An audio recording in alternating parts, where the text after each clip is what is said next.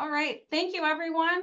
So welcome to June POWTS chat. I hope it's nice where you are. Today it's 55 degrees and rainy in Superior, so it feels more like an April POWTS chat, but I hope it's nicer where you are. It looks like we have our special guest, Caitlin Rinke from NSF. It looks like the weather's a lot nicer where she is, so hopefully it is where you are as well.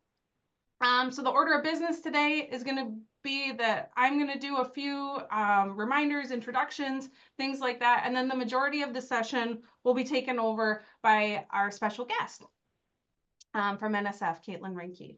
So from the DSPS end, I just want to remind people of a few things. So one of those things being that credential renewals for the POWTS inspector and the CST licenses have opened. I know some of you need this credit hour for your renewal.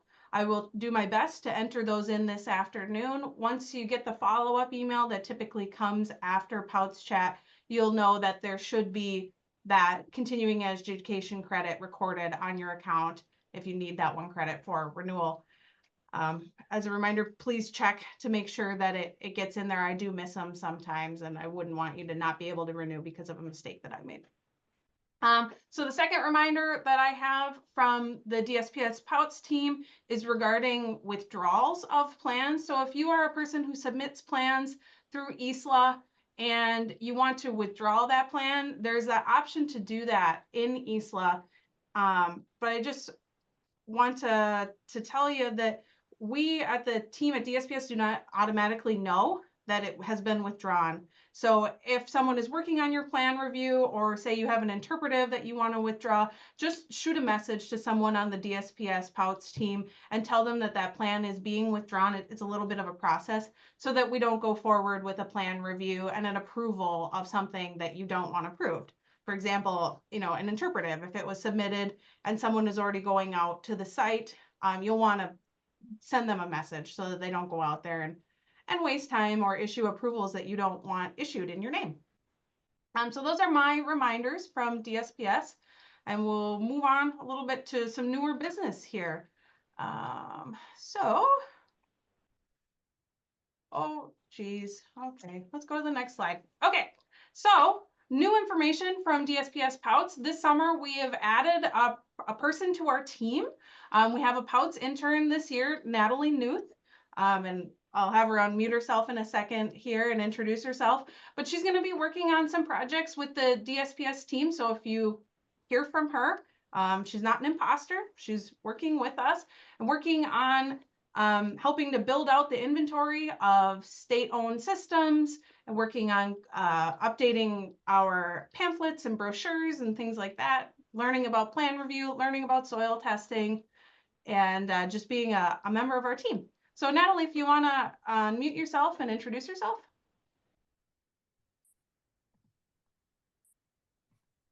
Hi, I'm Natalie. I'm working with the POWTS team this summer to help them, find some systems out in the state.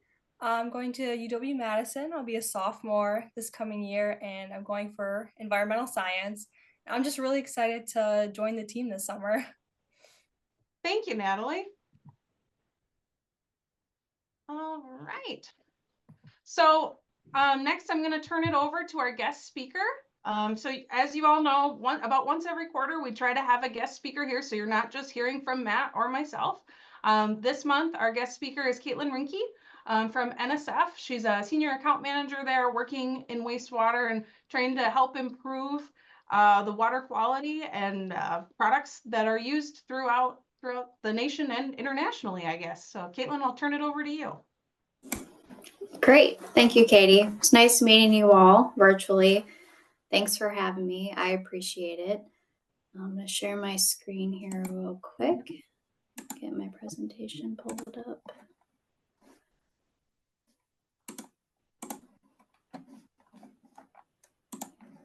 Okay. Can you share? Please. Okay, perfect.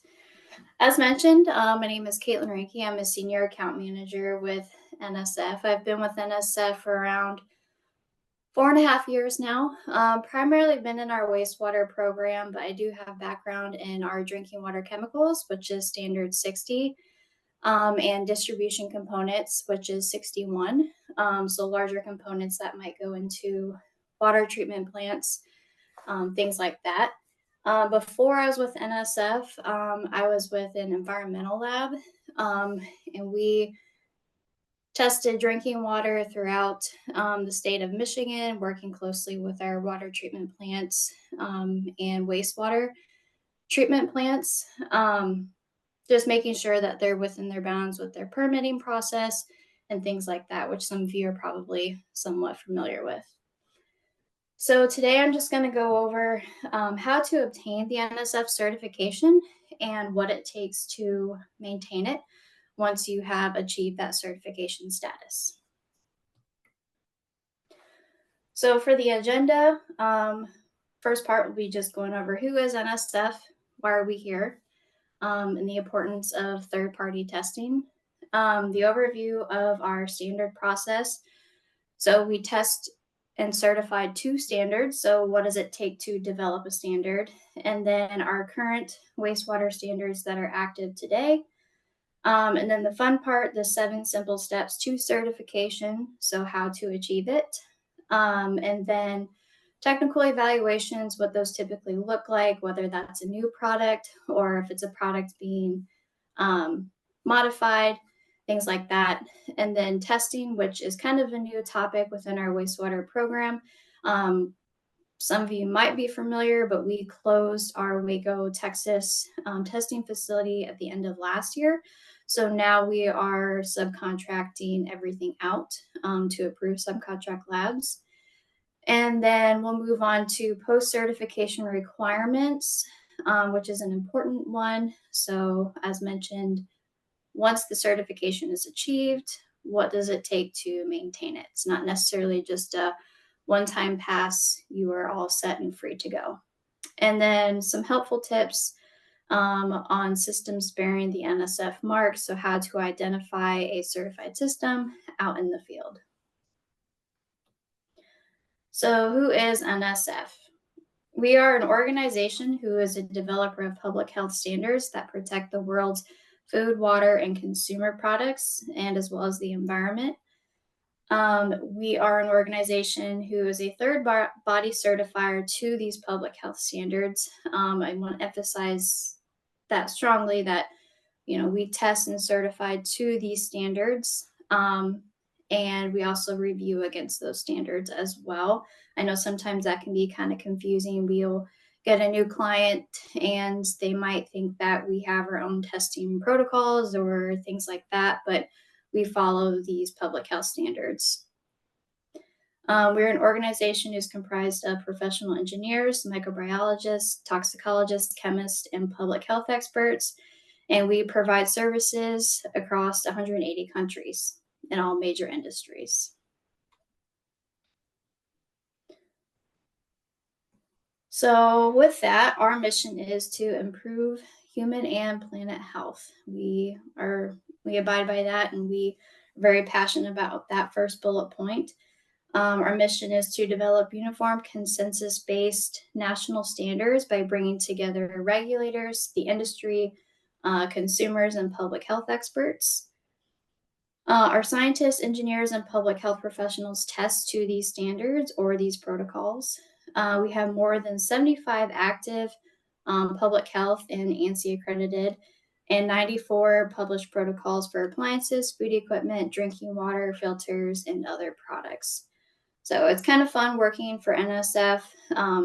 You can see our logo on, just random things in your kitchen. Your dishwasher might have it, your washing machine or your dryer. I've seen it out in restaurants, the NSF mark on food equipment. So it's kind of fun, before I didn't really pay attention. And now that I do, knowing that, whatever is being used, that it was tested and certified and it's a product that, you can trust. So a quick history. This year we will be celebrating 80 years. So obviously within 80 years, I can't fit that all into one slide. So this is just mainly emphasis on wastewater specifically, since that's the program that I primarily work in. So 1944, NSF was founded, and NSF at that time stood for National Sanitation Foundation. I know that can be kind of confusing. A lot of articles still reference that, but we are just NSF International now. We've branched out to so many different industries that we don't just do sanitation anymore. We do sanitation and many other things. So 1950s, first standards were developed for the sanitation and food equipment. And then in 1965, the wastewater program began. So we've been around for a while. In 1970 and 2002, we had Standard 40, which is our first standard that was developed. Then we have 41 and 46, and I'll get into which each one of these standards and what products are certified under each. And then in 1985, we expanded outside the US, which is kind of fun since we're a very, very large organization, and I work with people from, all around the world, which is a lot of fun. Get to learn about different cultures. In 2003, we opened the Waco, Texas testing facility. So that was what NSF owned at that time for testing to our wastewater standards. 1991, we were accredited by ANSI. And then 2007, we brought on 245. And then 2011, we had 350 developed. And then as mentioned in 2022, we changed our name from NSF International to NSF. And then the end of last year, we closed our Waco, Texas facility. If you want more on history with NSF, you can visit nsf.org. There's a lot more on there if you're curious. Okay, so the standard development process. So what does that entail? So as I mentioned in a previous slide, it's, we develop these standards for general consensus so that, we have everybody within the industry providing feedback for these standards. So just as a high level overview, typically an issue paper is submitted. So anybody can submit an issue paper. The issue paper can be anything from a simple, grammar change to rewriting a whole testing protocol. The issue papers are typically submitted to our standards development group. So there's a whole separate department within NSF that oversees this process that can help a regulator, an industry member, consumer, anything like that, submit the issue paper. So once the issue paper is submitted, typically the issue paper is already vetted out as far as what standard this applies to. It'll go to the task group. So our task groups, they meet about once a month, depending. It can vary depending upon what's going on within the task groups.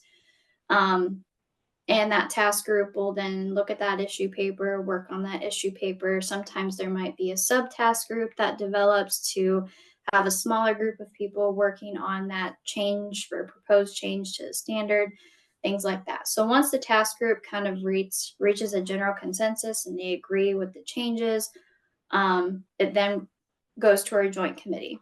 So the joint committee will then vote on it of whether or not it can be passed and added into the standard.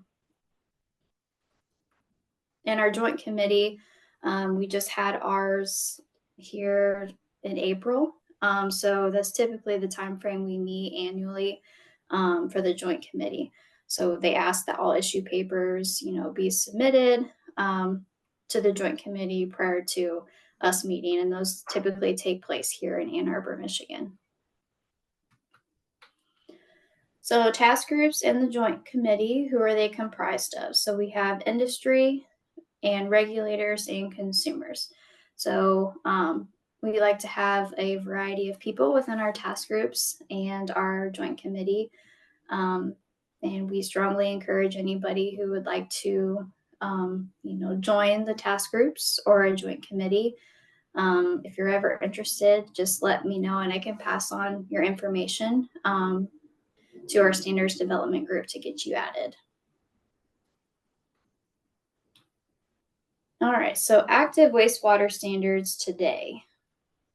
So standard 40, as mentioned, was our first one. So this is residential on-site wastewater treatment systems. So a little bit fancier of a septic field. Might require aeration, things like that. And majority of our clients are certified under standard 40. And then we have standard 41, which is non-liquid saturated treatment systems, so composting toilets.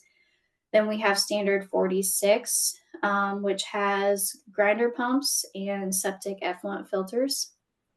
And then we have 245.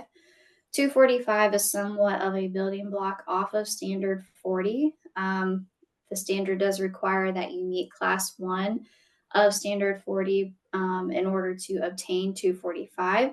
So 245 is a nitrogen reduction, which looks at 50% nitrogen reduction to meet that standard requirement. And then we have standard 350. Within the past year, there's been a lot of movement with 350 and changes as well. So 350 is a water reuse. We have black water, and we also have gray water. Then there's a residential and a commercial category as well. So 350 kind of has a broader scope, depending upon the product type that a client might be trying to certify against. And then we have standard 385, which is somewhat of a newer standard. We have chlorination devices, ozone, and UV. These devices were a part of standard 46, and then they were taken out to be a part of their own standard. And the testing protocols changed slightly for testing these types of devices. And then we have protocol 157, which is incinerating toilet systems. This one's kind of fun and interesting on how we certify. I've seen 2 of these come through Ann Arbor. That's where we test these primarily. And we literally ask for volunteers to dose the system within Ann Arbor against the testing protocol, which a lot of people do volunteer for. So there's always an incentive for that. And then the last one, which is not probably very well known, but we do have an ISO standard for amalgam separators as well. So within the dentistry industry. Okay, on to the fun part. So 7 steps to NSF certification.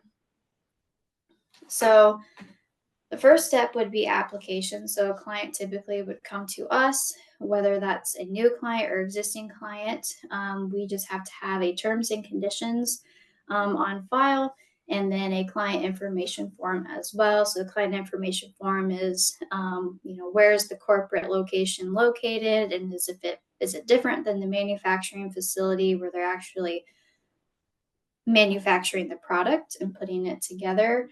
And then we have the product information submittal. These kind of go hand in hand together, these first 2 steps. So we have what's called a product information form and a certification parts list within the wastewater program. That's fairly new of a documents that we require. But we use these forms within a lot of other programs within our water. So drinking water devices and drinking water chemicals. And I'll go into these forms in more detail here in the next couple of slides. So once that's submitted and a quote is agreed upon, then we go to a technical review process.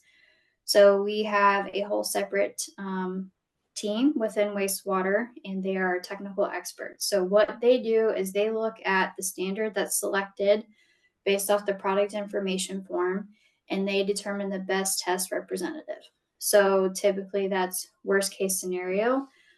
Some clients might have, like for standard 40, for example, the lowest rated capacity we can certify based off the standard is 400 gallons per day. But then the client might be able to scale up to 1,500 gallons per day. That's the cap per the standard. So we just look at that system series, and we want to make sure we're picking the worst case scenario and testing that. That way the client can come back and perform a scale up review and add those other models to the system. So testing may not always be necessary, depending upon, you know, what they find in the technical review. Everything has to be proportionally equivalent to what was tested and certified. Same thing with some of our toilets for 41 or P157. You know, that's more of like a bracketing. So you might have a certain system or a certain toilet, but you know, this other model might have just a slight tweak, and that slight tweak modification may be enough to just have it bracketed under what we tested. So our technical review team looks at that. And so they'll determine that and let, you know, myself know as the primary contact for our clients. I'm kind of the one that sits in the middle and helps all of our clients go through the certification process and then also maintain it as well. So I'm their primary contact throughout this whole process. So once the review is done, there will be an on-site audit, which is an educational initial audit at the manufacturing facility while testing is underway. For 40, 245, 350, those standards, the testing duration is around 6 months. So during that 6-month time span, we typically go out and perform these audits. And it's for an initial audit, it's more of like an educational, especially for a new client, just walking them through, you know, the questions, why we're asking, things like that.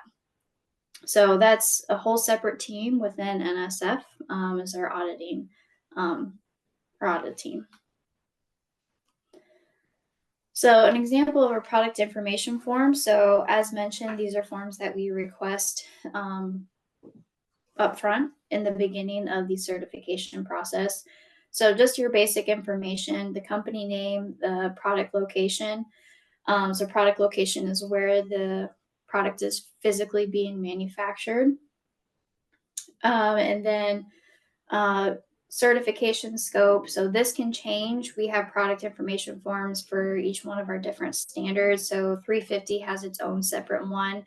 But in this case, since 40 and 245 are kind of they're kind of similar, and 245 is a building block off of 40, we decided to keep it kind of together for ease of use. And then step 2, we asked for product literature. And the reason why we asked for this is because the standard in section 6 has a literature requirement. So it's important for us to get the owner's manual, troubleshooting, maintenance guides, things like that, and the data plates, and any drawings that, you know, are associated with the system, just to make sure that it's meeting the standard. Because at the end of the day, the consumer, you know, needs to be able to know if, you know, something is going wrong, who do they call, if it's malfunctioning, if there's an alarm, things like that. And then, you know, data plates are important, so we know, you know, which treatment system it is, all that fun stuff. So going down through, we have just more specific questions pertaining to the testing itself. I won't go into those in detail, but just provide us information about your product. And part D and E, you can kind of see where this kind of plays into the scale up or bracketing review.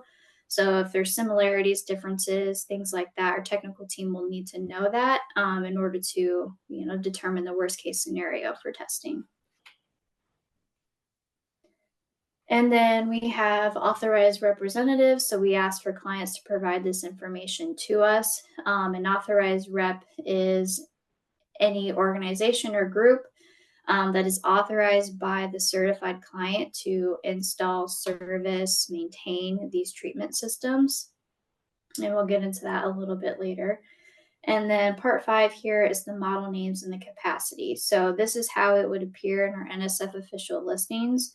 So what is the model name or number, you know, of the product that we are certifying?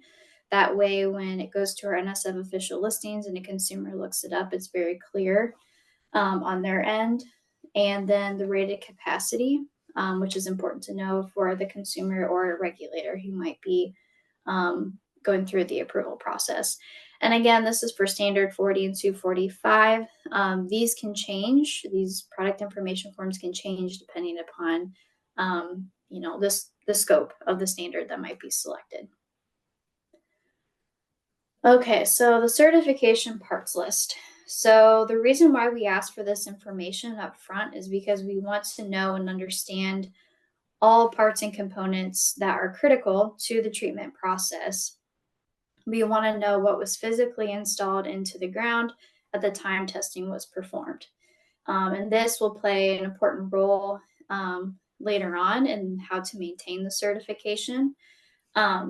So just high level overview, you just add the trade names. So what is the trade name or model number of that system?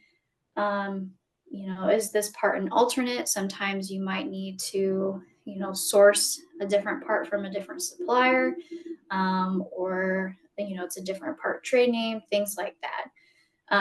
And we need to know if it's assembled at your facility, so that, when our auditors come through, it's very clear, line by line, as far as what parts are being used and if it's made there on site.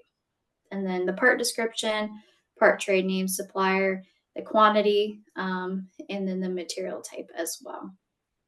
And again, these are newer forms within wastewater.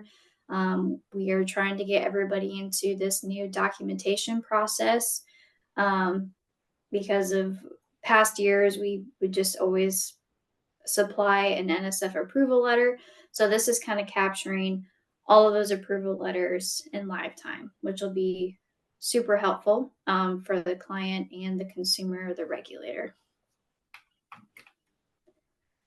Okay, so continuing on to the 7 steps to certification. So once we have the application, the forms are submitted, the tech team has completed their initial review, determined the best test representative, and the on-site audit. The initial audit is scheduled.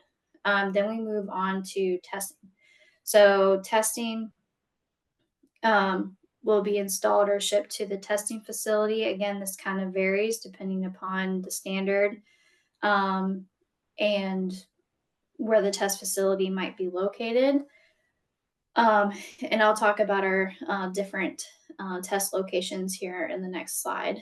So once testing is completed, then we'll do a technical evaluation. So this is kind of an extensive QC peer review process to validate the data and the quality of it, just to make sure that everything is in line. And we put together that NSF final test report. And our test reports have changed slightly compared to what we used to put together, which was a wastewater technology report for our 40, 245, and 350 systems. So the formatting has changed slightly with our final reports, and I have an example of that as well. So once that is passed, then certification can be achieved. And once it's received a passing test result, technical reviews are complete, the initial audit was successful, and there was no audit findings. If there happened to be any audit findings during that initial audit, I would work closely with the client and the audit team to get those closed out. And then we have our NSF official listing page, which is updated every 24 to 48 hours. So as soon as the client receives their certificate for certification, we will process that NSF official listing, and it'll be live the next day or two. And this is a helpful guide for anybody, any type of, any consumer. You can go online and look up a product to see if it's certified. If it does show up, obviously it is certified and it's listed under the manufacturing where it's physically manufactured. If it doesn't show, then that means that it's probably not an NSF certified product. Okay, so post-certification. So this kind of moves into what is required once the certification is achieved. So we have what's called a product master file. So this is a detailed document in supporting the NSF certification. Useful information against the client's products, again, to the regulators or the consumers when requested. And within this product master file, it contains the standard that the product had achieved certification against, all the product trade names, again, because we could scale or we can bracket. So if they are within the same family, they'll have all that information on one product information form. And then if there's any listing footnotes that might be applicable. So if the model name has a suffix of S, listing footnotes would determine what that S stands for. The full list of authorized representatives, so who is installing, maintaining, servicing these systems. Products current and most up-to-date part list. So going back to the certification parts list, that is now a part of this product master file. And it's updated in live time. So anytime that there is a change or a modification, we will now be updating this just to keep, it current. And it's easier so that our clients don't have to, dig for NSF approval letters. They can easily pull this parts list up now and, say, yes, this is approved, or no, it's not. I need to submit this request to get it changed. We'll have the product's drawings, designs, and schematics. And then all literature, so installation, troubleshooting, repair, all that fun stuff. And then the product specifications as far as hydraulic capacities, if applicable, depending upon the product type. So everything that you would need to know about this product would be housed in one giant document. Our clients do have the options through their NSF Connect account to download just parts of this if they need to, or they can download it all together in one large file. So this is something that we are actively working on internally to hopefully have it launched by the end of this year, which will be a lot easier, for the clients and if they're trying to seek approvals. So why a product master file? As mentioned, this is maintained as a living, breathing document. It's updated each time that there is a modification made to the product. Current version of the PMF is always available to the clients at any time through their NSF Connect account.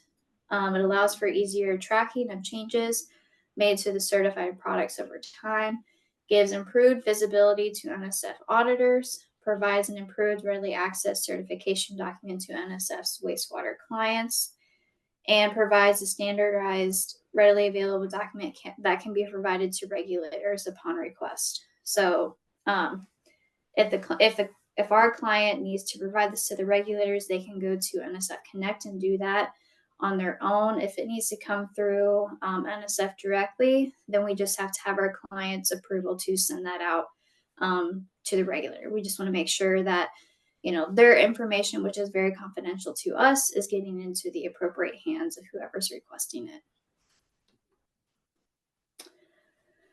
So technical evaluations. As mentioned, there's a separate team. So I'm the account manager, and then we have technical reviewers, and then we have our lab staff, and then we have our audit team. So there's kind of different departments within, but we all work together internally to make sure that this all goes full circle for our clients. So for new product tech evals, typically the process is the account manager works with the client, so myself, on info gathering, whether that's the product information form or if it's just a parts list. It will kind of vary, depending upon what the client is submitting to us. I will then, once we have that information, I will send that over to our technical team. The technical team will perform that extensive review based off the product information submitted, which includes the parts and components, which is the form we went over a few slides ago. They'll determine the best test representative based off the current version of the standard and the forms that were submitted. And then the client is notified through an EPSF, which is an electronic product shipping form. So EPSFs, if it were to come to Ann Arbor directly, it's very important that is placed inside the shipment. So for 4245 350, an example would be an alarm panel. Obviously, we test these larger systems at subcontract labs, but the alarm panel will be sent to Ann Arbor for testing. So that is part of the shipping form. We had just asked that that shipping form is sent with the alarm panel. Our headquarters is very large, and we do a lot of different product testing throughout the whole world. So we just want to make sure that it's not a mystery sample, and what we receive, we know it belongs to a certain client in their testing. So that's high-level overview of new product technical evals. So for product modifications, so this can be anything for the parts list. So if there needs to be an alternate aerator, an alternate, alarm panel, different septic tank with, different type of material type, whether that might be plastic or concrete, all of that has to go through a technical review. So we want to make sure that whatever change is being made to the certified product, whatever change is not going to heavily impact it, and that it's proportionally equivalent to what we tested. So if it were to be a drastic enough change, that's something that we would let the client know, and they can either revise it, or if it's a change that's important, then it would prompt retesting. So same process, I'll work with the client on gathering that information. I send that over to the technical team. The technical team performs that extensive review based off any of the changes that the client is requesting. And then the technical team makes sure that the product performance is not impacted and that the current version of the standard is still being met. And as mentioned, if the modification does impact the product and retesting is required, we would reissue an EPSF at that time for retesting. So again, we just want to make sure it's proportionally equivalent and it's not going to impact the system's performance. So testing. Here are locations that we currently have at this time that are approved. And I've listed out some of the standards that these specific locations can test to. We have headquarters, which is where I'm located in Ann Arbor, Michigan. I'm not going to go through each one of the standards for time's sake, but you can see which standards that we do test at these locations. We have MassTech, which is located in Massachusetts. We have North American Testing, which is our newer test facility we've brought on, and that is located in Norwalk, Ohio. And then we have CAWT, which is in Ontario, Canada, and then PIA, which is located in Germany. And again, we closed our Waco, Texas facility site, so now we are subcontracting out the majority of our testing now. And they go through an extensive approval process with our lab and our QA department just to make sure that they are approved and they can perform the testing to these standards. Okay, so post-certification, how to maintain the certification once it's achieved. So every year, our clients will receive an annual unannounced audit. So the facility must have their current parts list on file or their wastewater technology report and manuals. Our auditors will go through this with the primary contact on site and go through this. If there happens to be any audit findings, that'll be written up in the audit report, and that's something that we'll work with the client on to address and fix. Then we have our annual authorized rep audits. These are more of our field audits, which I've mentioned previously. So it's whoever is maintaining, servicing, installing these treatment systems for our certified clients. We will select up to 4, depending upon how many the client might have. And again, they're conducted out in the field. The authorized rep, it's important that they're installing against the current version of the parts list, technology report, and the manuals for the certified product. And then we have the 5-year review or retest. So every 5 years, so once the product is certified, and then an additional 5 years we'll review it So we'll look at any past modifications that might have been submitted within that 5-year span, and we review it against the current version of the standard, just to make sure that it's still in line and none of the changes are going to impact, based off the current version of that standard. And we do have some retesting, which is P157. They are retested every 5 years. Modification review. So we've already touched on this.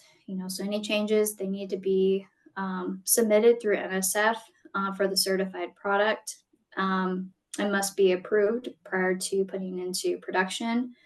And then we have our program policies. So these are a helpful document that has general policies and specific program policies. So every program has obviously different policies depending upon the program. And then it has the NSF markings of the certified product, annual audits, testing, and advertising. So it's important that these policies are being followed through and maintained, just to keep up with the certification. Because again, it's not just a one-time test pass. There are things in place to help the certification go full circle. So last couple slides here are 5 tips on verifying the NSF certification.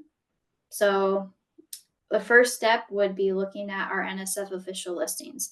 So if you're not sure if a product is certified or not, you can always go to nsf.org, and at the top right, there is a search certified product or system capability. You can search up the company name or the specific product. And again, this platform is updated every 24 to 48 hours. So this is live. And a lot of consumers or regulators do rely on this search engine. The second part would be a valid NSF final test report. So this is an example here on the right of our new final test reports. It has the manufacturer's information, address, the standard that it was certified to, and some internal documentation or internal numbers that we just reference with our clients, throughout the testing process. And the biggest part of these NSF test reports is the result section. So knowing if it passed or failed. So obviously pass would mean that it met the NSF criteria, and it is NSF certified. Failed means that obviously it did not meet the criteria. Complete, we do perform test only or R&D work for some of our clients. So it would just receive a complete test report or a complete status for that test report. And there would be footnotes within just outlining that this does not support NSF certification, and this was test only. And then result of incomplete, it means that the results were inconclusive. And then part 3, here's our active NSF marks for wastewater specifically. So if you see this mark, that means that it is certified.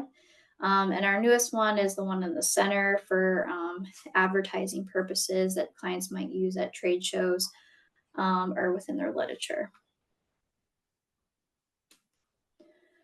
And then 4, we require that they include and execute a 2-year service policy. So that shall be within the original cost of the products, and shall be provided an extended warranty after that 2 years is up. Shall maintain a minimum of 4 inspections scheduled every 6 months over that 2-year period once the system is installed. And this only applies to standards 40, 245, 350, and our B&Q standard. And then we have products must have a current CPL on file. So that parts list, again, playing an important role, not just at the time that clients submit something to us, but making sure that it is up to date and that it is current against a certified product. So if there's any changes, it must go through a review process and be approved. All right, and that's all I have. Hopefully this was helpful. answer some questions. Maybe some are already familiar with this process, but I do hope that it was beneficial to you all. Thank you so much for having me. I really appreciate it. Yeah, thank you for speaking to our group, Caitlin. If anyone would like to unmute themselves and ask questions verbally, you're welcome to do that. Or if you have any questions, you can enter them into the chat and I'll read them out loud. But I'd just like to take this time to thank you, Caitlin, for coming on and speaking to our group. I think it really helps people to understand all of the work and documentation that goes behind these certifications that we trust and use every single day with our product reviews. And I will, in my follow-up email, include a link to that product certification list that is on NSF's website that you referenced. Yep. Perfect. Yep. It's particularly useful for our group, for the regulators that have, non-plumbing privy systems, incinerating toilets, composting toilets, things like that, because our code only references the listings. We don't keep a product registry of that, so it's very, very useful for them. Absolutely. All right. And I know Josh is on the line too, and I don't know if he wanted to unmute himself, but I could speak for him and say that he's grateful for all the documentation that NSF does. It really helps with his product review role at the state.